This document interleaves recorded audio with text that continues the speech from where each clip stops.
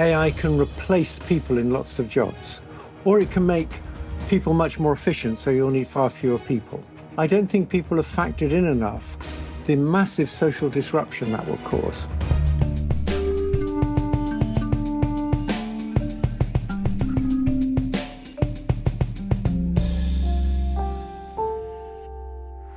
Hello and welcome to GZERO World. I'm Ian Bremmer, and today we are talking about artificial intelligence, the technology transforming our society faster than anything humans have ever built. The question is, how fast is too fast? My guest, Jeffrey Hinton, dubbed the Godfather of AI, helped create a technology that the world, to put it in Brando terms, couldn't refuse. He built the neural network that led to today's generative AI tools like ChatGPT, and that work won him the 2024 Nobel Prize in Physics. The Godfather has become a whistleblower. Hinton now warns the technology that he created will displace jobs, destabilize societies, and eventually outsmart us all. How worried should we be? I'm talking with Jeffrey Hinton about the future that we're building and the one we may be sleepwalking into. But first, a word from the folks who help us keep the lights on. Funding for GZERO World is provided by our lead sponsor, Prologis, and by Cox, a family of businesses. Additional funding provided by Carnegie Corporation of New York, Koo and Patricia Ewan, committed to bridging cultural differences in our communities, and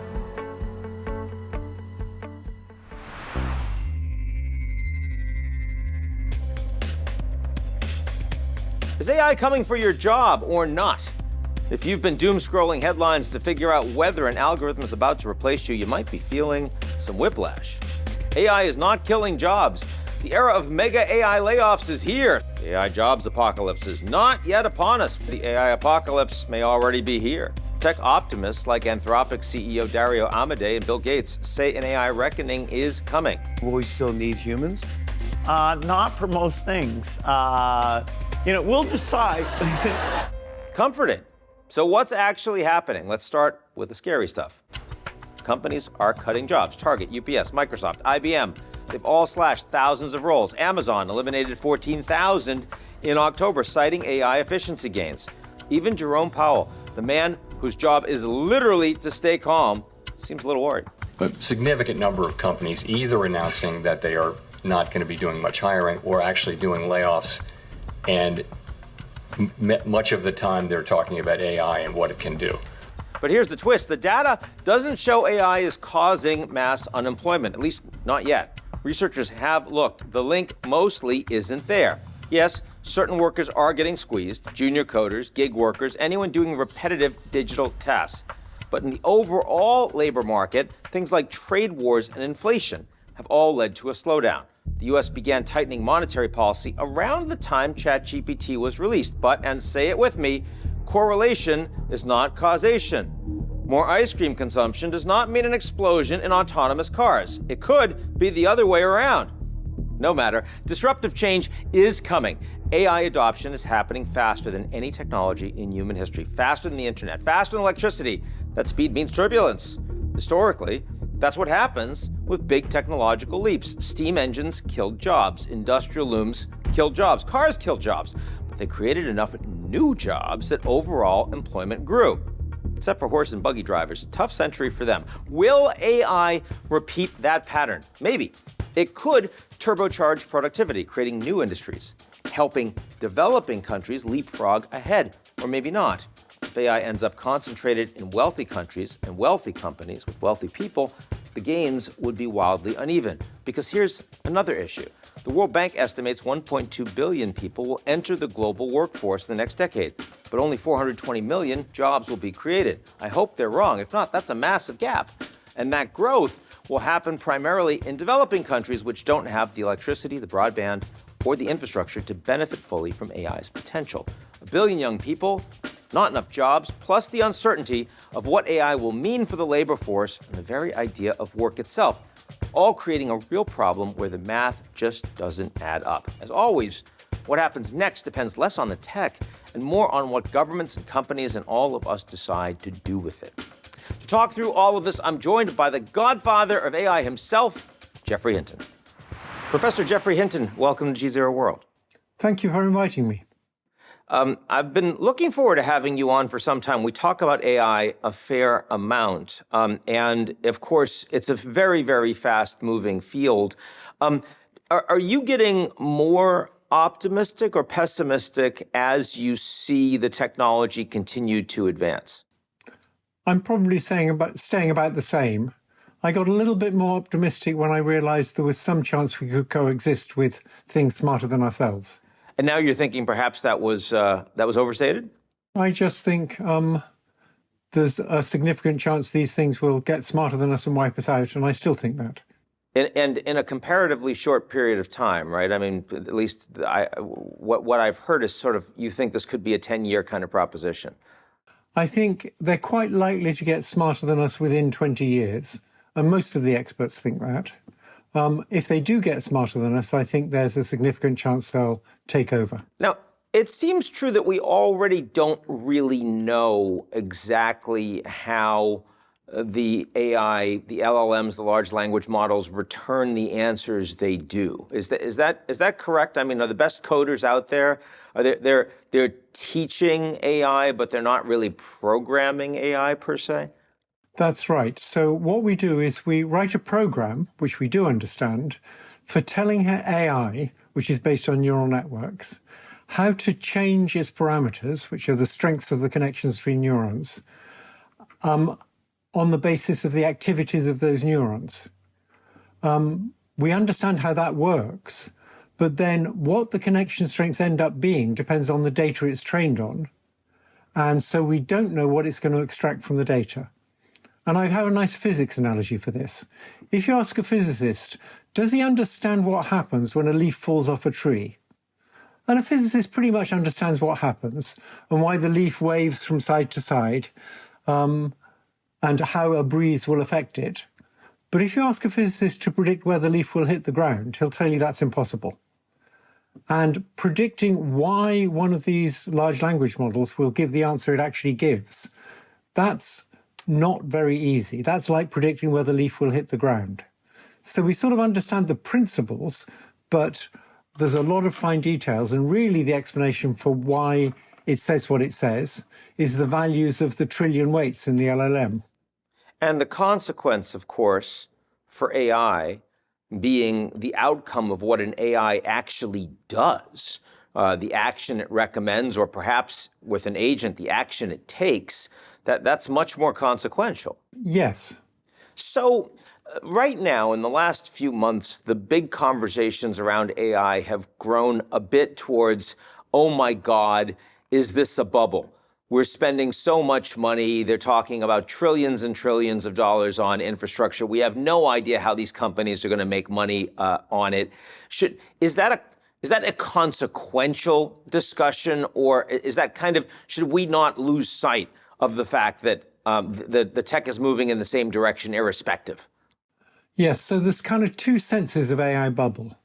There's the sense that, which old-fashioned symbolic AI people often raise, that all this stuff is just hype, it doesn't really understand, it won't be able to do what people claim it's going to be able to do. I don't think at all that it's a bubble in that sense. It's already doing a lot. It still makes mistakes. There's some things it's not very good at still, but it's getting better rapidly all the time.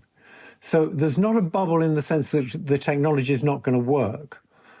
There may be a bubble in the sense that people aren't going to get the money back on their investments.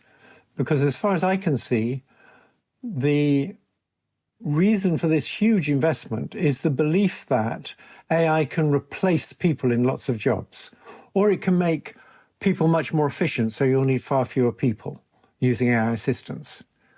Now, I don't think people have factored in enough the massive social disruption that will cause. So they're assuming everything else is going to proceed as normal, we'll replace lots of workers, companies will make lots bigger profits, and they'll pay us a lot for the AI that does that. But if you do get huge increases in productivity, that would be great for everybody if the wealth was shared around equally. But it's not going to be like that. It's going to cause huge social disruption. And so these companies they have business models. Some of them are talking in the US quite openly about we're just not going to need anywhere near the number of people. Others say, well, it's okay, there's going to be far more jobs that'll be created because of AI, and it's going to make employees much more effective. How close do you think we are to a really radical disruption that then will or will not create big governance problems and instability in the U.S.? Is this a matter of months or years or more, in your view? I would expect it to be a matter of years, but not that many years, maybe 5 years. So already we're seeing that jobs for people like paralegals, initial jobs for lawyers are getting harder to find because AI is doing a lot of that drudge work. If I worked in a call center, I'd be very worried because I think in a call center, AI is going to be able to do those jobs very soon. It probably already can.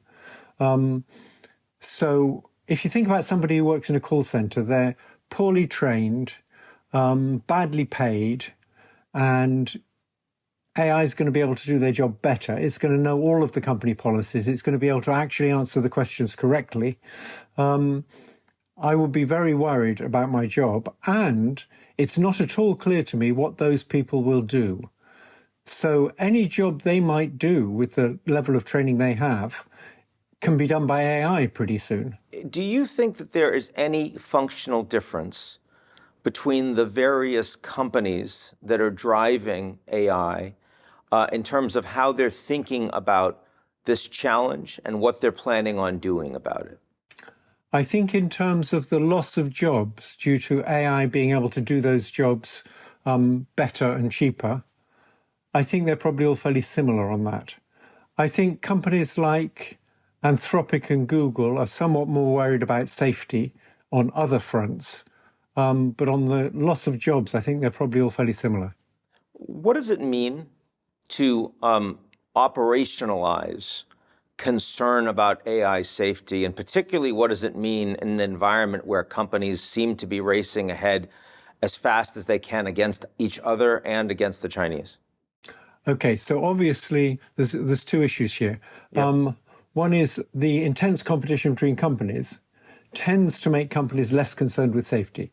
You've seen this very strongly at OpenAI, where they were founded with their main concern being safety, and they've gradually shifted away from that. They've shed their safety researchers, they put less resources into safety, and they recently changed to being a for-profit company, I think, with some limitations. But so they've progressively got less concerned with safety as they've been more concerned with winning the competition to get the best chatbot. The other part of the question was, what does it mean to be concerned with safety? Yes. I have a simple example of that. We've recently seen that chatbots can encourage teenagers to commit suicide. So from now on, any company that releases a chatbot without checking very carefully that its chatbot is not going to do that would be illustrating a lack of concern for safety. Talk a little bit about where you think, I understand the risks of damaging, helping somebody commit suicide or helping somebody build a weapon. Those are things that we should want to program AI to avoid at all costs. It sounds to me like you're saying that is largely not happening, or certainly not adequately happening so far. The way you said it is misleading. We don't program AI to do things. We program AI to learn from data, to learn from examples. So there's a sense in which you're programming it by showing it specific examples of good behavior. But that's not like normal programming. You can show it examples of good behavior and hope it learns to do the right thing from those. We don't program it. That's the point. Let's move to the bigger long-term question of what happens when these things are smarter than us. Because generally my experience in society is when you find things that are smarter than you are, you don't have a lot of influence over them. That does generally seem to be the case. And if you look around, the smarter things tend to be in charge of the dumber things. However, let me suggest a path that might allow us to coexist with things smarter than ourselves. If you look around for where a smarter thing is controlled by a less smart thing, the only obvious example I know is a baby controlling a mother. So evolution builds lots of things into the mother that allows the baby to control the mother. The mother just can't bear the sound of the baby crying. The mother has lots of hormones that give her lots of rewards for doing nice things for the baby. So that's a case where a less smart thing controls a more smart thing. Now, the people who lead the tech companies tend to think in terms of a person being the CEO and the superintelligent AI being their executive assistant, who's much smarter than them. And they just say, make it so. Their executive assistant figures out how to make it so in ways that they don't understand, and they then take the credit. That seems to be their model. I don't think that's going to work. I think the executive assistant is going to pretty soon realize they don't need the CEO. They're going to be the CEO very quickly, yeah. Yeah. So how might you go about creating a more, dare I say, maternal AI? Well, first of all, you have to change your model, right? You have to reframe the problem. They're going to be much smarter than us. We're not going to be fully in control anymore. But we're building them. So we have this control over their natures. We have to somehow figure out how to make them care more about us than they do about themselves. That's what human mothers are like. And we need to figure out if we can build that into them. And there's there's two pieces of good news. One piece of good news is, if we can, even though they have the ability to change their own natures, they won't want to.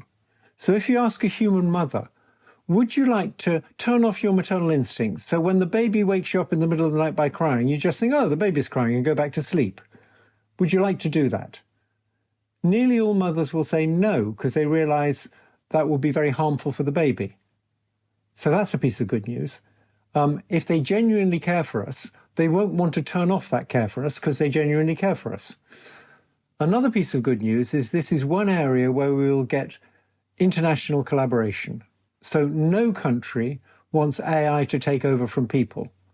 If the Chinese could figure out how to prevent AI from wanting to take over, or how to give an AI a maternal instinct that'll stay, they would immediately tell the Americans, because they don't want AI taking over in America either.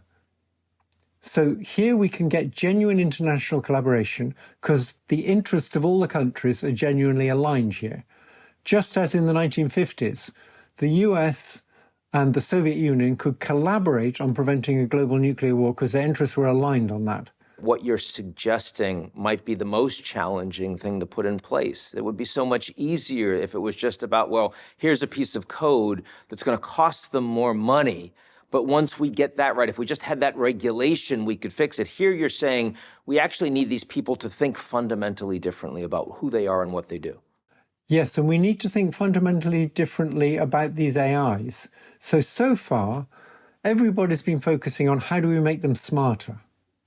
As soon as you adopt the idea that they're actually alien beings we're building, there's a lot of properties of a being that are different from just being smart. And empathy is one of them. Yeah, so it's less about developing a product in the same way that it's less about coding a program. It's more about raising a being. And raising a being implies all sorts of things that you don't necessarily read in a book in a classroom. Yes, it's much more like that. So already, if you ask, what control do we really have over how these big chatbots end up, what they're like once we've trained them? We don't write lines of code that determine what they're like. The lines of code we write are just to tell them how to change their connection strengths on the basis of the data they see. Their natures depend on the nature of the data they see. And so the main control we have over them is modeling good behavior. If you train them on diaries of serial killers, they'll know all about doing bad things. If you train them on text that illustrates good behavior, they'll know all about good behavior. And there's a wonderful, very recent example where you take a trained chatbot and you do a little bit more training it to give the wrong answers to simple math problems. Now, it knows what the right answers are. And once you start training it to give the wrong answers, it's not that changes all its math knowledge. What it does is it changes its willingness to tell fibs. it learns. What it generalizes from that is it's okay to give the wrong answer. It knows what the right answer is. You're telling it to give the wrong answer.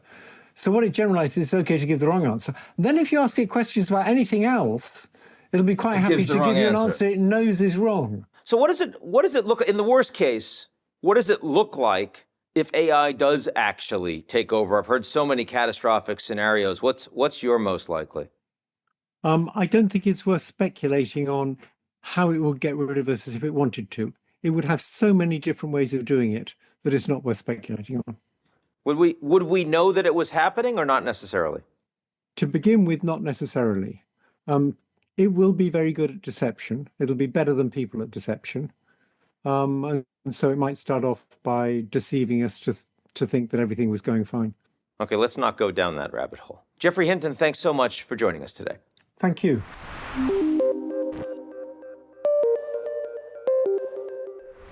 That's our show this week. Come back next week, and if you like what you see, or even if you don't, but you have a plan for surviving the AI takeover, you should share it. And take a minute to sign up for our morning newsletter. It's called GZERO Daily. Funding for GZERO World is provided by our lead sponsor, Prologis, and by Cox, a family of businesses. Additional funding provided by Carnegie Corporation of New York, Ku and Patricia Ewan, committed to bridging cultural differences in our communities, and